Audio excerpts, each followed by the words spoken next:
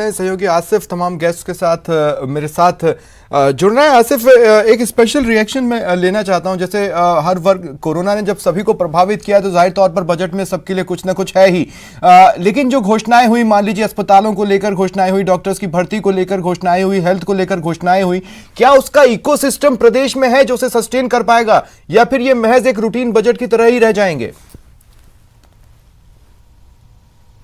हाँ स्वप्निल, बहुत महत्वपूर्ण सवाल आपने किया है, क्योंकि ये सवाल इसलिए भी जरूरी है कि पिछले दोनों बजट के अंदर जब 2 बजट पारित हुए थे तो क्या उनकी घोषणाएं जो हैं वो मूर्त रूप ले पाई, धरातल पर उतर पाई। तो इस परिप्रेक्ष्य में देखना भी बहुत जरूरी है कि इस बजट की कितनी घोषणाएं जो है वो धरातल पर उतर पाती है। हालांकि अगर मुख्यमंत्री की बॉडी लैंग्वेज को देखा जाए, उनके आत्मविश्वास को देखा जाए, तो लगता है इस बजट को पेश करके वो काफी खुश नजर आ रहे थे।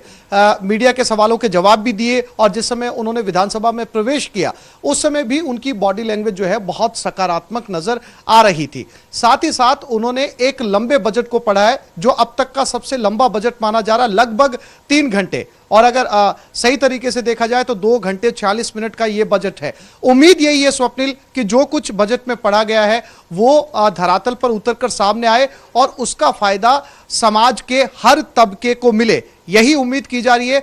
स्वप्निल, इस कार्यक्रम को हम आगे बढ़ाते हैं। हमारे साथ तमाम पैनलिस्ट इसमें मौजूद हैं। चूंकि इस पर राजनीतिक प्रतिक्रिया आ चुकी है और विपक्ष ने साफ तौर पर इसमें कई खामियां निकाली, बहुत सारी आलोचना इसको की, लेकिन स्वप्निल ये जानना जरूरी हो जाता है कि जिस तबके के लिए बजट पेश किया गया है वो तबका इस बजट को लेकर क्या सोचता है और उनके विचार क्या हैं। इसके लिए हमारे साथ पैनल में तमाम लोग मौजूद हैं, हर तबके से उनका तारुफ, उनका परिचय आपसे करवाते हैं, फिर चर्चा को आगे बढ़ाते हैं। सबसे पहले हमारे एकदम बीचों बीच प्रोफेसर अल्पना कटेजा जी बैठी हैं, अर्थशास्त्री हैं, और इसके बाद में हमारे साथ अनु चौधरी जी हैं, शिक्षाविद हैं, हमारे लेफ्ट में बैठी है बेरोजगार प्रतिनिधि हमारे साथ अरुण ढाका जो हैं वो भी इसमें शामिल है चर्चा के अंदर, और महिला एक्टिविस्ट हैं चारू गुप्ता जी हमारे साथ आगे बैठी है। कानून व्यवस्था के तौर पर अनिल गोठवाल जी, रिटायर्ड पुलिस अधिकारी, हमारे साथ हैं, और कर्मचारी नेता गजेंद्र सिंह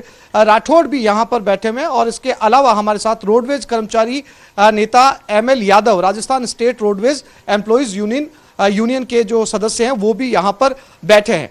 ये वो तबका है स्वप्निल जिनकी सीधे तौर पर जो है इन घोषणाओं से जुड़े हुए हैं। इनको कितना फायदा पहुंचा है, क्या घोषणा में इनके लिए कुछ था, या ये भी यहां पर जो है आलोचना सुनने को मिलती है, बात कर लेते हैं। सबसे पहले चूंकि बजट का मामला है, अर्थशास्त्री इस बजट को कैसे देखते हैं? अल्पना जी, आपने बजट सुना, लंबा बजट था, पानी पी पी के जो है ये बजट पढ़ा गया है, और खुद मुख्यमंत्री ने कहा है कि मैं सिर्फ पानी पी रहा हूं, पानी पी के किसी को कोस नहीं रहा हूं। बताइए कैसा रहा बजट?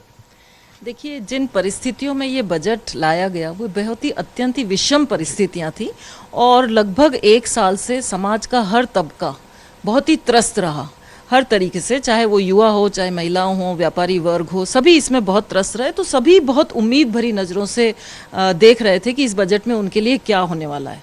नो डाउट इस बजट में कई सौगातें हैं, बहुत सारी अच्छी चीज़ें हैं, पर हमें ये मानना होगा कि सभी चीज़ें एक बजट में नहीं हो सकती हैं। लेकिन कुछ चीज़ों पे स्पेशली मैं ये कहना चाहूँगी कि हेल्थ के लिए अपेक्षित था, बहुत कुछ किया जाना चाहिए, हेल्थ इंफ्रास्ट्रक्चर को स्ट्रॉन्ग करना बहुत ज़रूरी है, और राजस्थान में हेल्थ के लिए वैसे भी पहले भी कई अच्छी स्कीम्स थी जो नेशनल लेवल पे और इंटरनेशनली भी बहुत ही अक्लेम्ड रही हैं।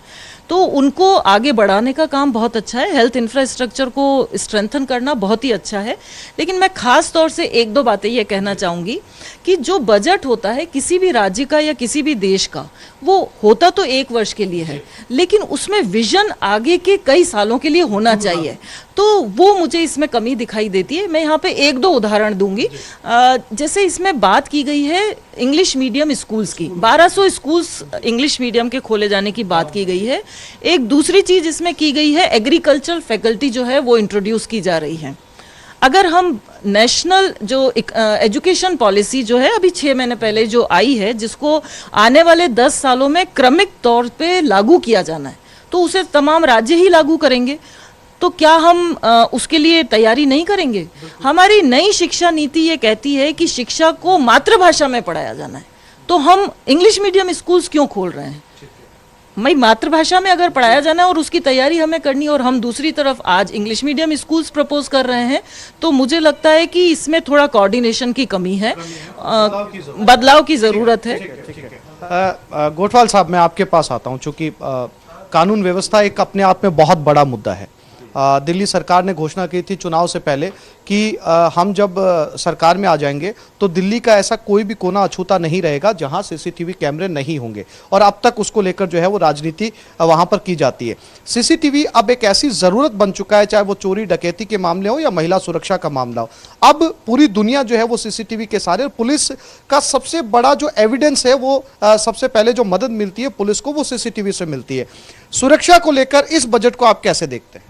देखिए, सुरक्षा को लेके इस बजट के अंदर चूंकि माननीय मुख्यमंत्री है, वो गृह मंत्री भी हैं, मैं उनको धन्यवाद देना चाहूँगा कि ये इसके अंदर जो प्रस्ताव आए थे वो सारे सुरक्षा को लेके आए थे। सारे एमएलएज ने, प्रतिनिधियों ने, जनप्रतिनिधियों ने थाने चौकियाँ क्रमोन्नत करने के लिए, नए खोलने के लिए, और इन्होंने ये इस बजट के अंदर देखिए 2 एडिशनल एसपी के पद क्रमोन्नत किए गए हैं बामनवास के अंदर, कुचामन के अंदर। साथ ही 25 चौकियों को नया खोला गया है, और इसके साथ में जो बजट का प्रावधान में रखा है 3 सर्कल, एक तारानगर, बांसुर और डूंगरपुर, और एक बगरू के अंदर नया एसीपी का कार्यालय खोला गया। साथ ही इसके अंदर ऐसा जो प्रावधान किया गया है सुरक्षा को देखते हुए, रेडियो जोधपुर और जयपुर में रेडियो ट्रैकिंग सिस्टम एक नया इंट्रोड्यूस किया है कि इस तरह से अपराधियों के साथ साथ सीसीटीवी कैमरे में कई दफ़े आवाज़ नहीं आती, लेकिन इस बार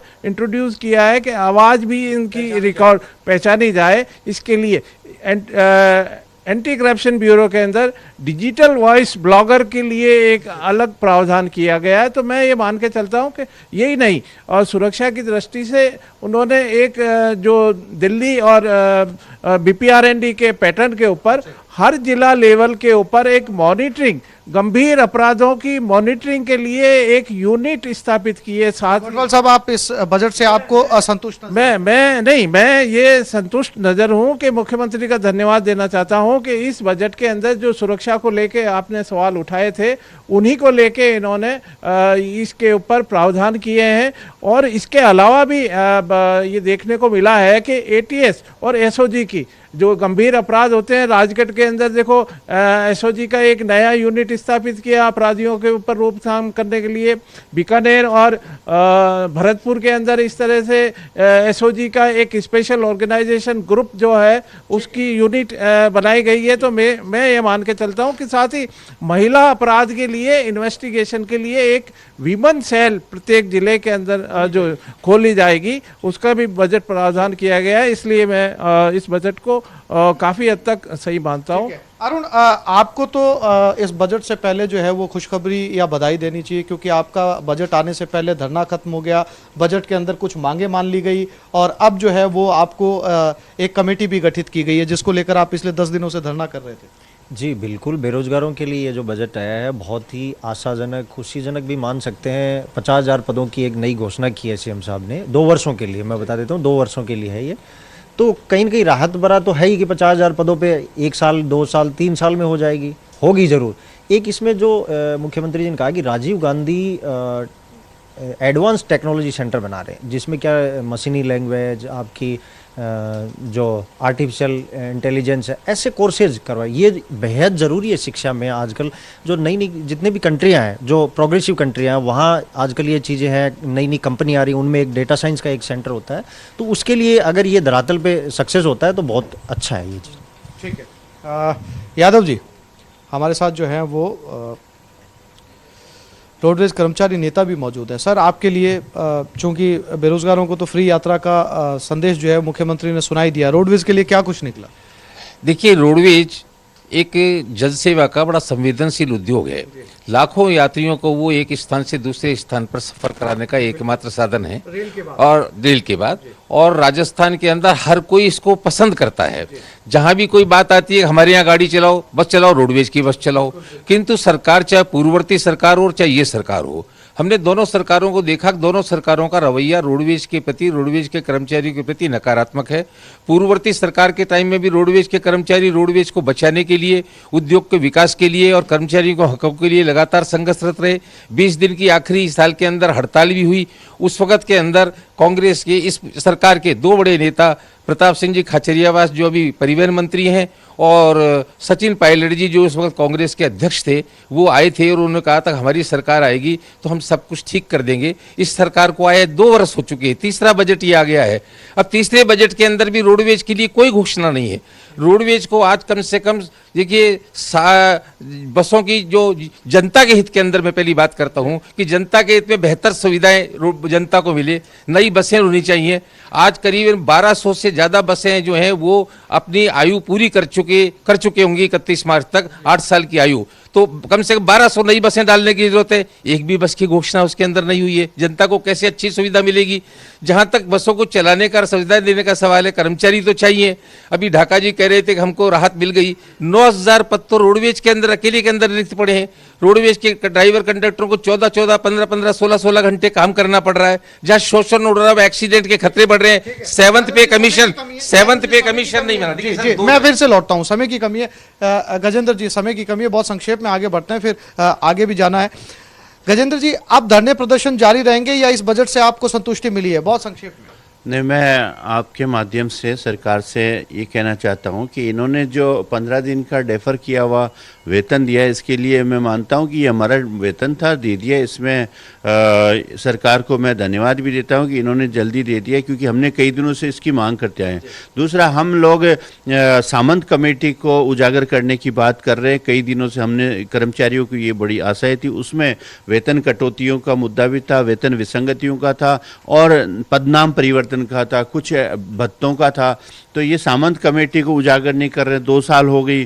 तीसरा ये है कि वेतन कटौती तो 30 अक्टूबर 2017 का आदेश है, उसको निरस्त करना था। और संविदा के कर्मचारी जो इस सरकार ने आने से पहले ये हमारे धरने प्रदर्शन में आके इन लोगों ने कहा था कि हमारी सत्ता आएगी, हम संविदा के कर्मचारियों के साथ साथ स्थायी कर्मचारियों का भी ध्यान रखेंगे। तो शिकायतें अभी बाकी हैं? नहीं, निश्चित तौर पे हमारा जो वेतन कटौती का मुख्य मुद्दा राजस्थान सरकार के सामने वो कटौती का मुद्दा एक बार फिर जाएंगे सरकार के पास? नहीं, निश्चित तौर पे। और दूसरा ये जो है शिक्षकों का स्थानांतरण का मामला है, स्थानांतरण नीति पिछली सरकार से भी मांग करते आए और इस सरकार से भी। अनु जी, सरकारी स्कूलों के अंदर अब अंग्रेजी स्कूलें गाँव के अंदर ले जाई जाएंगी, खोली जाएंगी, कितना उत्साहजनक ये फैसला है? बहुत संक्षेप में। First of all, I would like to thank our Honorable CM Sir for presenting such a great budget, because हमारे जो महात्मा गांधी गवर्नमेंट स्कूल में जो मैं प्रॉब्लम फेस कर रही थी, because I am since the Inception, मतलब जब ये स्कूल स्टार्ट हुआ लास्ट ईयर से तब से मैं हूँ। And the main problem was this कि अभी जैसे कुछ डिस्कशंस होते हैं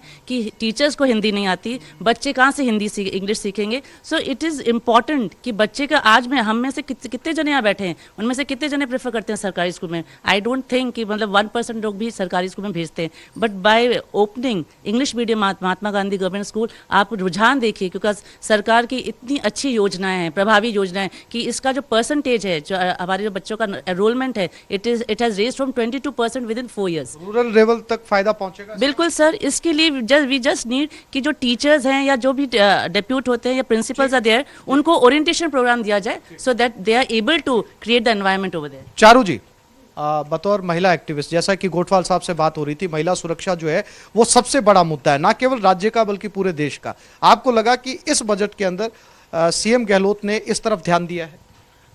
देखिए, वैसे अगर देखा जाए तो कुछ पुलिस थाने भी खुले हैं और पुलिस के लिए जो कुछ संसाधनों की बात हुई है, कुछ इंस्टीट्यूट्स खुलने की बात हुई है, वो सब की आई है।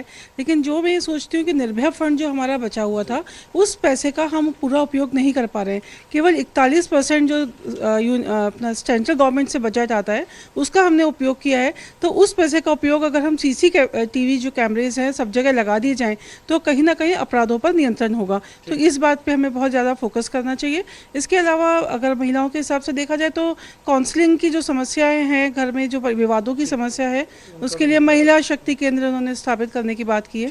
तो तमाम तबके के लोग यहाँ पर मौजूद हैं और इनसे बातचीत के बाद ये पता चलता है कि हर तबके को सरकार ने छूने की कोशिश की है। हालांकि बहुत सारी शिकायतें अभी बाकी है, लेकिन उम्मीद ये है कि जो आज के बजट में पढ़ा गया है वो समाज के हर तबके को डिलीवर किया जाएगा। आप लोग बजट में फिलहाल इतना ही, जल्दी मिलते हैं, नमस्कार।